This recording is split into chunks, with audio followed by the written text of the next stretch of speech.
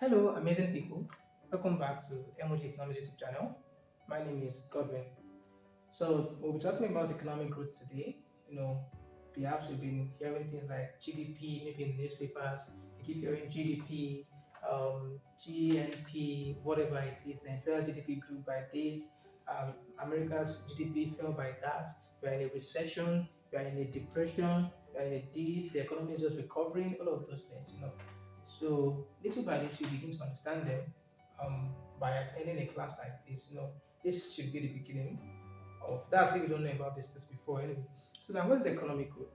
Economic growth is basically the increase in the quantity of goods and services that an economy produces at a period of time. So that's just it. So let's say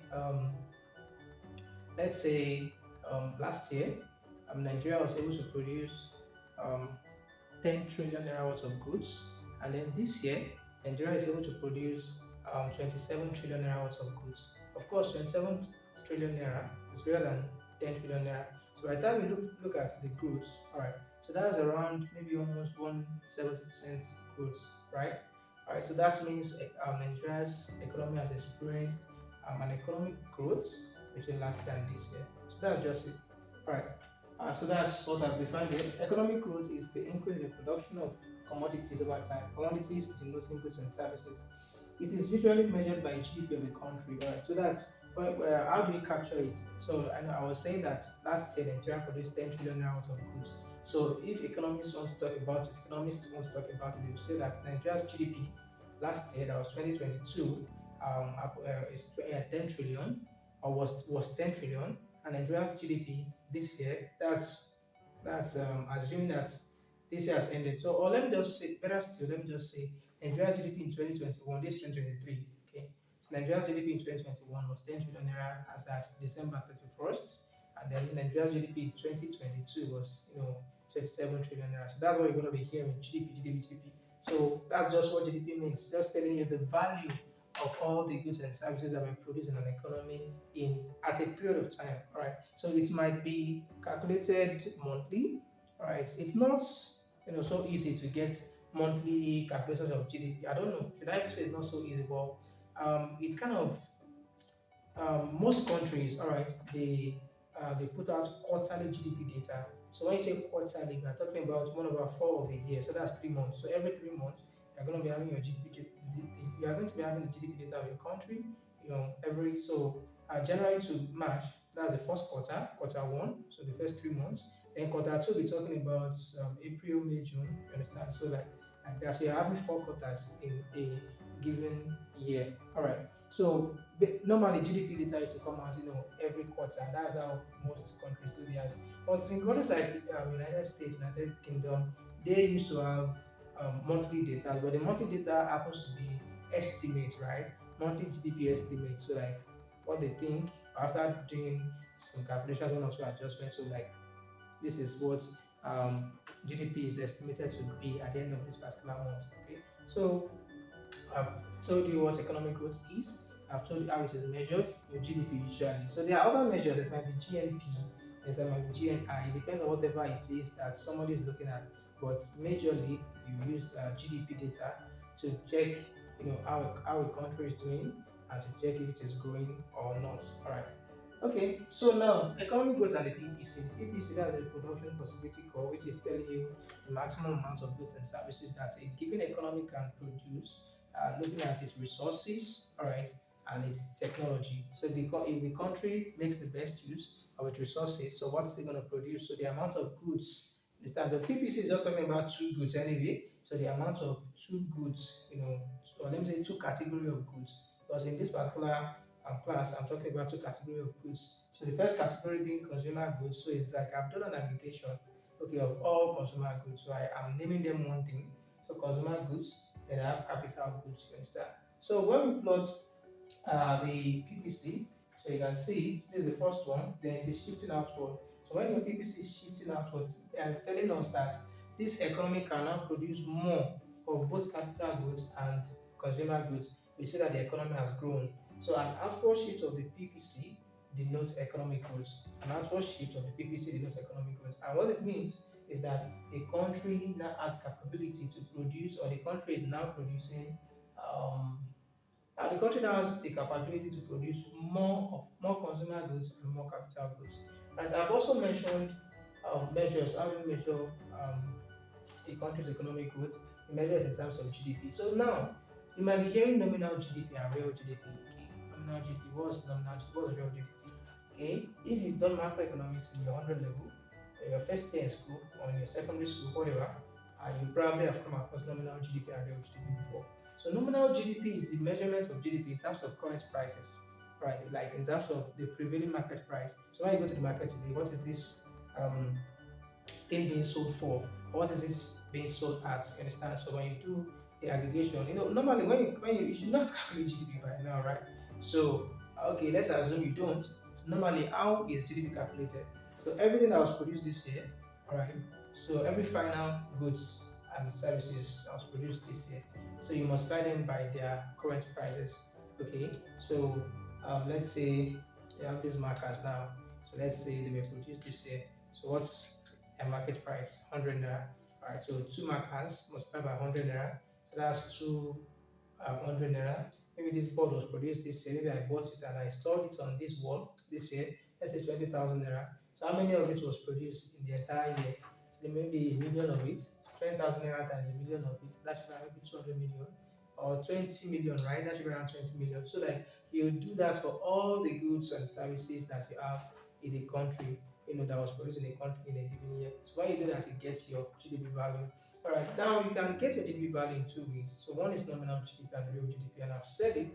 A nominal GDP is your GDP at market prices, at the prevailing market prices. Okay. Now, real GDP is GDP measured at constant prices. So when we say constant prices, like we are using a base year. So instead of looking at market prices, so we are saying like maybe let's take 2015 as our base year. So what that means is that everything that was produced this year, right, we multiply it by the price, by their 2015 prices. Everything that was produced this year, we multiply them by their 2015 prices. And why are we doing that? We want to see if the economy has really grown because when you look at nominal GDP adds inflation. You know, let's say this marker now, let's say last year it was selling for 50 naira, right? And this, okay, let me say last year it was selling for 100 naira. So I bought two, for example. So like 200 naira is going into last year's GDP. Last year's GDP. Now let's say I bought another two this year, still the same marker, right? Now their prices are now going to be 150. So 150 multiplied by 2, that's 300. So let's say that it's only these two markers that we produce in the Nigerian economy. So when we do 300 minus 2, it looks as if there's a 50% economic growth. Do you understand? But there's no growth because only two markers were produced either last year or this year. What has happened? What happened was inflation. Okay, the price last year was 100 naira. The price this year is 150. We still produce just two markers. I still bought just two markers. You understand? So that's why nominal GDP is not really used as a measure of economic growth. Right? Because it doesn't really tell us the amount of products, the amount of things that we really produce in a country at a given period of time. It adds inflationary pressures. So when I now say I'm using a base year, let's say I'm using last year's price, okay, as a base year for this year. Okay, I want to see, I'm already eliminating the inflation that could have occurred between last year and this year. So last year, this stuff was selling for 100 naira. So I spent 200 naira on them last year. So this year, you understand, I bought two, or the only two markets that were produced in Nigeria. All right. The only two products that I produce in Nigeria, the only two things that I produce, just these two markers, right? So I'm buying two markers again this year, right? So instead of multiplying 2 by 150, which is the market price, I multiply 2 by last year's price, 100 naira. So you can say last year GDP will be 200, this year GDP will be 200. So which is telling us that there is no economic growth. You understand? And that's actually the real thing. Because once the economic growth there, only two markers were available last year, only two markers are available this year. You understand? Except maybe there's a sort of sophistication, some things have been added, maybe one marker can last longer than the other one and stuff like that. But we are assuming here that other things being equal, you understand? The qualities of the market didn't change, nothing changed, right? Just the prices that changed. So now you see economists looking at economic growth in terms of real GDP. That tells you what has been really produced in an economy in a given or at a given period of time. So not really nominal GDP. Okay, now I'm telling you these things because sooner or later you're gonna be writing your final year project. Okay, and sometimes you might just go to your supervisor and maybe you want to write something on economic growth, maybe the impact of education on economic growth of Nigeria or whatever country that you're looking at, right? And you tell your supervisor asks you what data do you want you to capture economic growth, and you say nominal GDP, and your supervisor rejects it. Like no, you can't use nominal GDP, and maybe what's going on? I'm already telling you now. Nominal GDP is not an accurate measure of economic growth. It is not telling you whether an economy is really growing because it includes inflationary pressures. Real GDP makes reduction for inflation, so inflation is not there. So your supervisor might just tell, "I use real GDP data. Don't use nominal GDP data." But you shouldn't wait for your supervisor to tell you. You haven't attended this class. Okay, you shouldn't be using nominal GDP. But there are situations where you may not have real GDP data. So maybe what you have is nominal GDP data. And you may just have to use it anyway. But I'm just telling you right now. Real GDP data is the most appropriate data for capturing economic growth. Okay, now let's leave that. So frequency of GDP calculation, I mentioned that it could be monthly, it could be quarterly, it could be annually. Yes, GDP data could be annually. Right, there are some complexities that I think you should note when you're doing your GDP calculation, and which is no, economic growth might be quarterly. All right. So between the first quarter of 2022 and second quarter of 2022, GDP grew, or there was economic growth of 3.1%. So that's to tell you that between when we look at the GDP of Nigeria between April and June, right? And we look at the GDP of Nigeria between January and March 2022. All right, so we'll now do the one for April and June minus the one for January and March. We'll find the growth rate. So the growth rate is now like 3.1%, right? So that's a quarterly growth rate. So GDP has grown by quarter, right, on a quarterly basis. But one thing is that there is also another growth that we talk about. There might be monthly growth in GDP anyway, and there is also year-on-year growth in GDP. Year-on-year is just annual growth in GDP, simple. So don't disturb yourself, right? So if you say that the GDP has grown year-on-year, okay, I think maybe something I should also know here is that year-on-year is that, let's say if you are told that Nigeria GDP grew year on year in January, now in January, Nigeria GDP grew year on year by 10%. So what it means is that Nigeria's GDP in January of last year, right, and Nigeria's GDP in January of this year. So by the time you look for the growth rate, it's 10%. So that's why. So it's not okay. Let me say it's not necessarily annually, because annually should be maybe December minus December. Okay. So year on year can be January to January, so year on year can be March to March. You understand? So like the month of the previous year, the month in the current year minus the month in the previous year. So new minus all over all times 100 over 1. So whatever growth rate you get, so that's what it's called year on year. Now there's one thing that I want you guys to take note of that. So that was why I mentioned economic complexities here.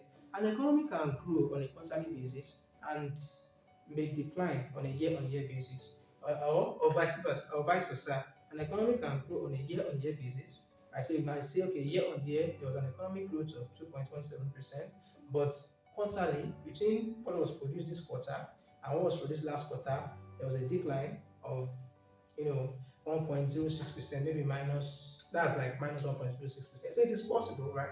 Now I'm going to show you an example of that, using Nigeria GDP data in 2021 and 2022. So you have that here. All right. So I got this data from National Bureau of Statistics (NBS). Now, I did a correlation by myself, so it's not as if you have this data in one source. So what I just wanted to look for was Nigeria's real GDP in quarter one of 2021. After getting it, you have an image. So like, let me just tell you how to look for it online. So Nigeria's GDP quarter one 2021. So you can just say Q1 or quarter one 2021 and NBS, put NBS in front. So once you do that, a page display. So you can just go to image on Google. So instead of looking at the stories, you have news, news, whatever. Then you have images and what. So just click on the images. So NBS used to publish its report, in a pictorial manner. Okay, let me put it that way. So on that image, okay, you're gonna have Nigeria's total GDP. You are going to have Nigeria's real GDP, its nominal GDP. That's year. All right. Then some other interesting things. So you just do that. So I did that like how many times now? 2021, 2022, I have quarter one like 8 times. Okay, but there's a problem with Nigerian economy. This is February 23rd, 21st, okay, of 2023. And right now we should be looking up to quarter one's Nigeria's GDP data for quarter one in 2023. But the thing is, Nigeria's GDP data for quarter four 2022 is not even available. So these are the challenges that you might face, one of the challenges that you might face when you're writing a project. So you need data for a particular project and you can't find it. So what are you going to do? So there's a way people do their manipulations and stuff like that. Okay. So I'm just telling you. So now I have this on the board. Okay, I have real GDP and nominal GDP. Okay, so the first figure you have is the real GDP, the one under it is the nominal GDP. And then you have growth rate, year on year growth rate and quarterly growth rate. So for quarter one, this 2021, 2020, for quarter one, this is in trillion, real data, right? Like confirmed data. So 16.83 trillion naira, quarter one 2021, and then 17.35 trillion naira, quarter one 2022. Right. So if you do the year-on-year growth rate, so which is this new minus old over old, that's 100 over 1. So I'm going to be having 3.09% growth. So that means Nigeria's economy grew, okay, by 3.09% year on year. Understand? In quarter one. Okay. You are comparing quarter one of 2022 to the quarter one's GDP value of 2021. But quarterly growth rate, right? Quarterly growth rate. Now, quarterly growth rate is going to be 2022 quarter one, right? Minus 2021 quarter four. So because now you're looking at the quarterly growth rate. So after quarter four 2021, the next one you have is quarter one 2022. So this, obviously, this value is lower than the value of the GDP in quarter four, real GDP in quarter four. Right? So by the time you do it, GDP fell by 14.65% on a quarterly basis. So it depends on whatever you're looking at, if you are a researcher or if you are giving a question. So it depends, right? So here you can see a growth and a decline at the same time. And we are talking about economic growth, you know. So on a year-on-year basis, the economy grew. But on a quarterly basis, between quarter four and quarter one of the succeeding year, the economy fell by 14.65%. So those things are possible. So in case some people are arguing with you, they are possible and they are happening, not just that they are possible. Okay, so I've shown you that. Now there is also something. There's also something. So these values, they are nominal GDP for 2021 and the nominal GDP for 2022. Okay, so now look at the real GDP in quarter three 2021 was 18.5, or look at the nominal GDP, like 3 times. So that's telling you what inflation can do for you. Okay, so now if you look at quarter three as well, 18.96 real GDP, but look at the nominal GDP. So if you look at the real GDP data, it just the growth is about 0.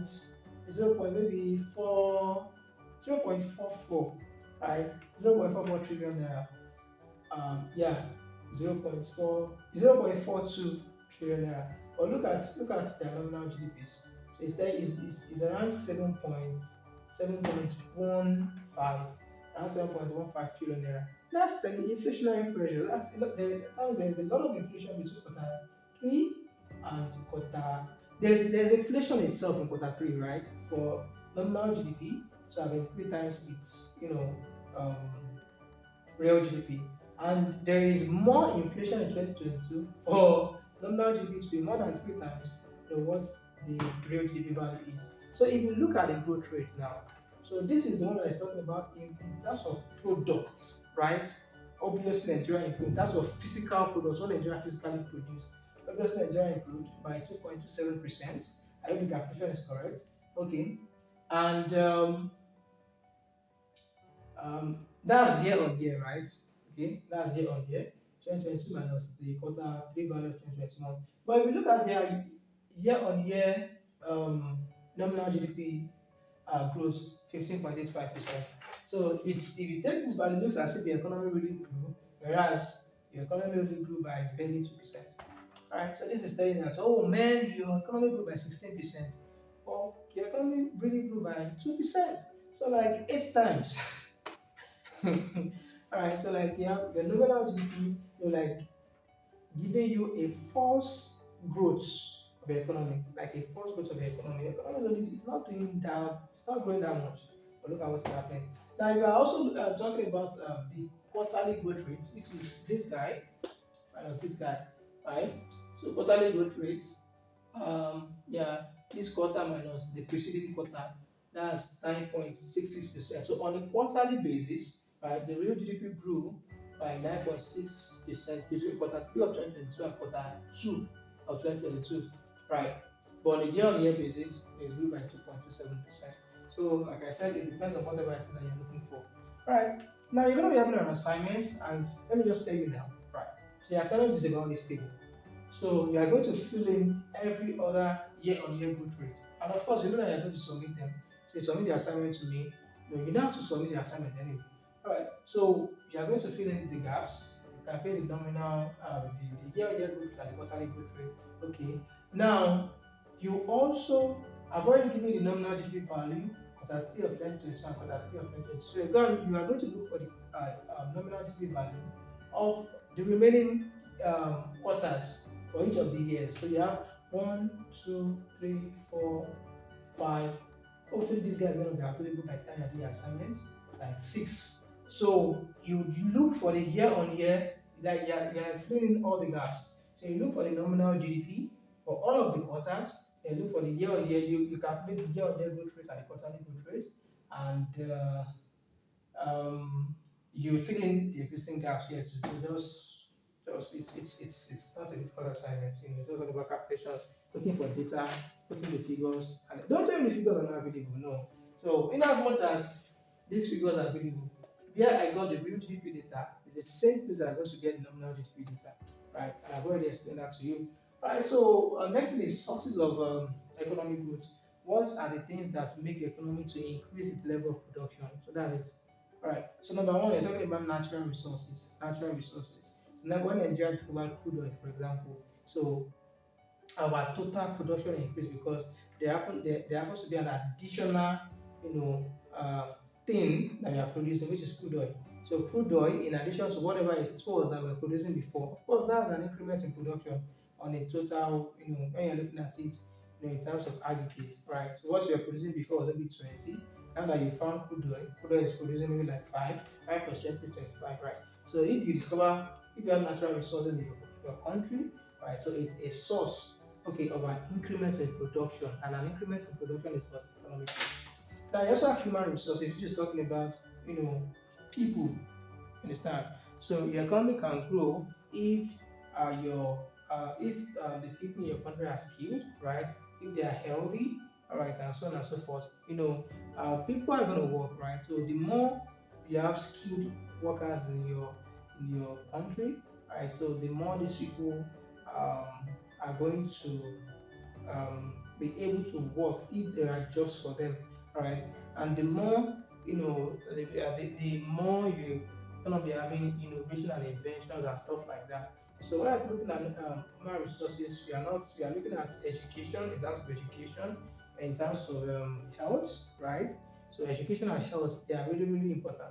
So when your populace happens to be healthy and educated, of course, the way they're going to be doing this is going to be different, okay?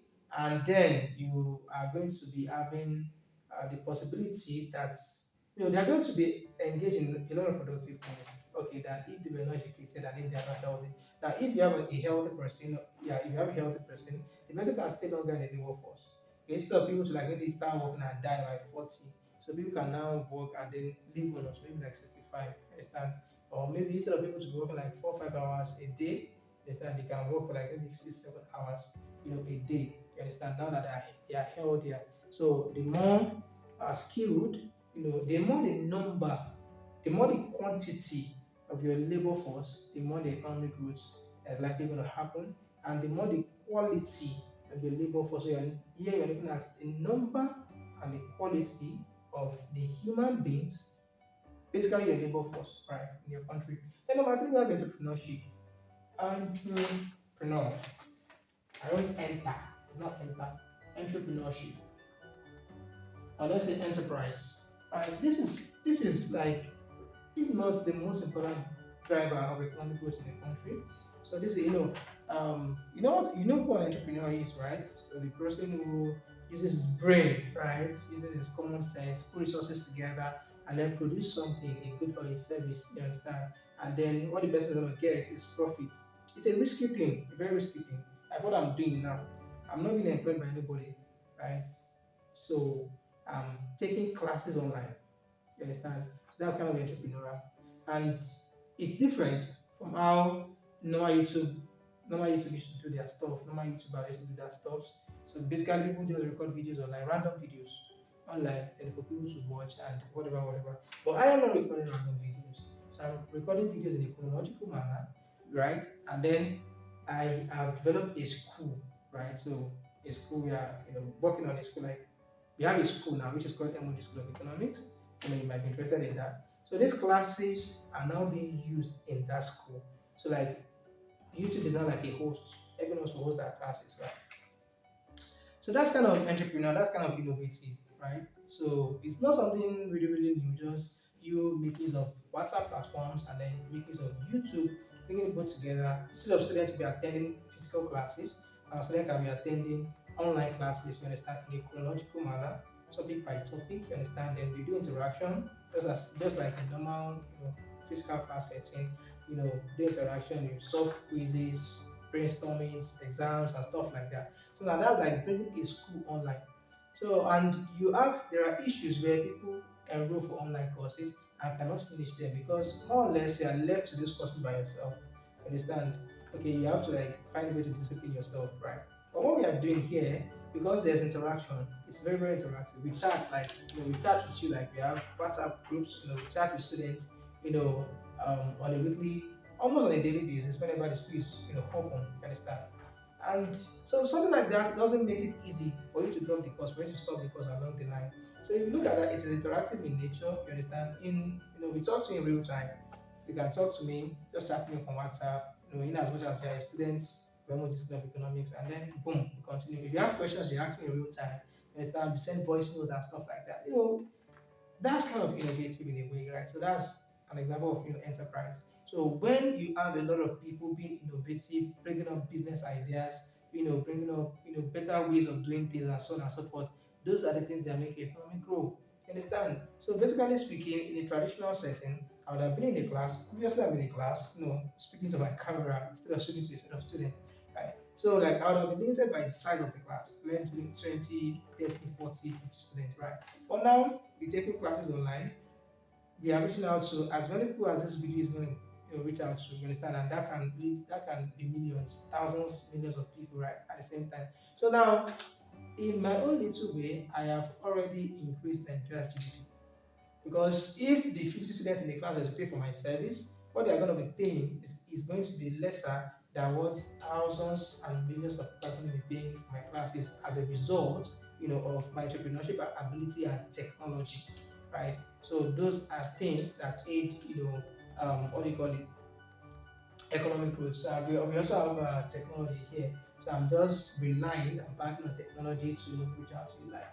So that's it. Now next we have government policies. Now this talking about favorable government policies. If your policies are not favorable, you are going to stifle economic growth in your country. And if your policies are favorable, you are going to encourage economic growth because what your policy should do is to create an enabling environment for people, to thrive, for businesses to thrive. Understand? So when government create policy, maybe like tax breaks, understand? So like your business is just coming up, so we are not going to tax you. So like maybe for like 5 years, whatever income you're making is for you. Maybe for like 10 years, it's for you. When you have environments like that, that's cool. Understand? But if you have environments where as your business is coming up, the government is eating you with 40% tax rate, then you're going to run to another country, right? So effective government policies can also help to promote economic growth or to stifle economic growth in a country. Now, you also have infrastructural facilities. The people used to say that the only business that government has in business is to create an enabling environment for businesses to thrive. Now, how do you do that? You create infrastructure. You um, talk about transport, systems, so building of roads, flyovers. Not just that, we talk about making the sea transport work for those who are going to be importing things. Maybe we're going to make use of cargo ships to import, how to import, a means of importing raw materials involved from foreign countries. and also it means to export whatever you produce, to other countries. There are also infrastructural facilities like airports. People need airports, right? Flying here and there if you don't want to use land transport, and if you are, it's the best way or the fastest means of traveling internationally, right? So you also need airports. So like government have to put all of these things in place, and the government should, government also meant to like support the financial sector. So like the banking system, for example, you understand. So businesses, money move around. So like there should be the government should be able to provide bank, not provide necessarily, but to create an environment where there can be a lot of banking infrastructure for people to like move their money around. You understand, in doing businesses, right? So if you cannot move your money around, that's it's gonna be problematic for businesses to thrive, in a given economy. So those are some of the sources of economic growth. I hope you've gotten one or two things. Now, what are the impacts of economic growth? Now, under the impact of economic growth, I've done two things. I've written benefits of economic growth as well as cost of economic growth. Economic growth is not entirely good, right? So you might be surprised, and you may not be surprised. Now, impact of economic growth, job creation, obviously, right? If the economy is growing, people are going to continue to get jobs. So if you have entrepreneurs, if you have an economy where there are a lot of entrepreneurs. People are just coming up with different ideas. They're setting up businesses, and their businesses are thriving. So these people are going to be employing other persons to work for them. And if they are not even able to employ other persons to work for them, they themselves, you understand, being uh, um, owners of their businesses are inadvertently creating jobs for themselves, right? So they are reducing the current unemployment rate. But then it's more than that. It's more than that. If you have a business employing 2, 3, 5, 10 persons, and there are hundreds of people that also have businesses like that, employing like 10 persons and something like that. Before you know, thousands and millions of people are already working, and unemployment rate in the country is falling. And you also have improved living standards. Of course, that's even a byproduct of job creation. So now I have a job, so I'm earning income, right? I can use my money to do things other than I can use my money to do things now, as I couldn't do in the past when I didn't have when I didn't have enough money.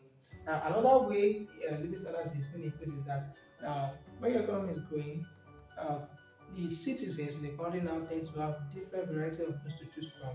So instead of having just one kind of product to choose from, right? There's no choice anyway if you have just one product. You have several products, right? That people can now choose from. So like you have choices. So that's also a way that your living standard is increasing in as much as you have choices. And when you have economic growth like that, a lot of people are producing different things, substitutes, close substitutes and complements and whatever like that from the microeconomics. So before you know it, they are going to be competing based on price. They'll be having price and non-price competition. But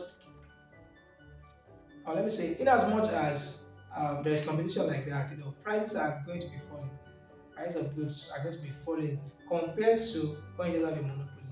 Understand? So when your economy is growing, um, companies will begin to produce like a lot of products. Customers will be able to choose from this product, and they are likely going to be cheaper than if not so many companies were producing, that particular kind of product.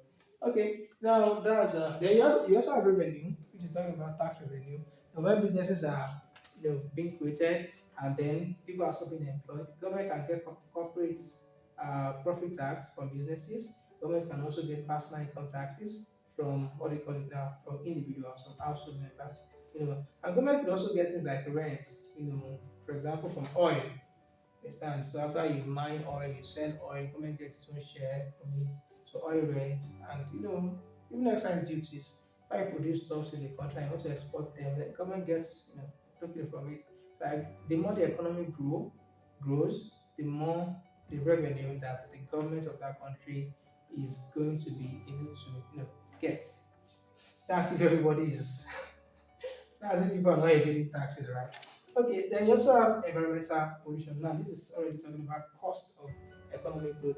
Okay, and how is environmental pollution caused? Now, for example, where oil is being mined in Nigeria, and Niger Delta region, now the activity of the miners, right, is causing a pollution to the water and the land around that place. Ogoni land, for example, in Niger Delta, is so polluted, like fishes are dying in the water. That's to say that the water is getting so poisonous that it's not even conducive for fish and other things to live. And these are things that people want to eat, right? So how do you want people around that area to survive? So you can have an economic growth that leads to pollution. How about gas flaring, right? So refineries or whatever, gas plants or whatever it is called, where you're trying to get a natural resource, gas, but some of it is being wasted into the air, contributing to what do you call this stuff now? Climate change and what have you. Now, all of those is because an economy wants to grow. So you begin to look for resources here and there and this and that, and they have environmental challenges. Okay, or the negative environmental impact. Now, another thing is probably even noise pollution, right? Even noise pollution. You have a lot of people, let's say a city with a lot of job opportunities, you have a lot of people there. You understand? So, like, we might be having a lot of noise pollution, people moving on of vehicles, this and that, because we have a lot. But there are things that the government can do to control everything to regulate those things. Okay. The last one is income inequality. Economic growth can also cause income inequality, especially if the government is not really doing much. Okay, in terms of regulation. We're talking about entrepreneurship here, well, it's also economic growth, talking about entrepreneurship. So now, if it happens, and entrepreneurs are the ones getting most of the wealth of a nation, and that's inequality. And it's possible because now these people are the ones bearing the risk of setting up their businesses and so on and so forth. But they might end up paying their workers peanuts. Okay, might end up paying them income that is not enough. No, a take home pay that cannot take people home. You understand? So and they keep millions and billions of profits. So it is possible that economic growth causes income inequality when wealth happens to be concentrated in the hands of very few people in the country. Okay, but there are things the government can do in order to regulate these things. Number one is they can force companies, okay, to engage in corporate social responsibilities. Okay, maybe give scholarships to people, contribute to in Nigeria. Companies are contributing 5%, maybe of their profit or something, to TED fund to fund tertiary education in Nigeria. I think it's TED fund. Okay, it's whatever it is. It's SHA funding tertiary education in Nigeria.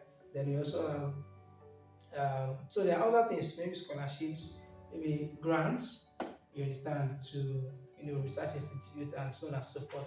Okay, and the government could also do things like progressive tax. So like the more you earn as a company, the more you have to pay in terms of taxes, like as a company or as an individual. And whatever money that the government is getting from you that's being taxed more because you earn more. Now those things can be used like improve the living standards of those like the remaining people that are not as wealthy as you are. So it could be in terms of creating health infrastructure, health schemes like maybe Obamacare, whatever, some things like that. For the less privileged in the society, it can be maybe to fund schools so that people who are not so wealthy can, you know, get quality education too. You understand? And all of there are things that the government can do. And it is in the absence of these things that income inequality might be grave in an economy, and that might be as a result of economic growth. So that's that about economic growth. Now let's start with talking about economic development. So once again, remember that you have these assignments. I told you what to do them, and submit your answers where you're supposed to submit them. Thank you very much. See you in the next class.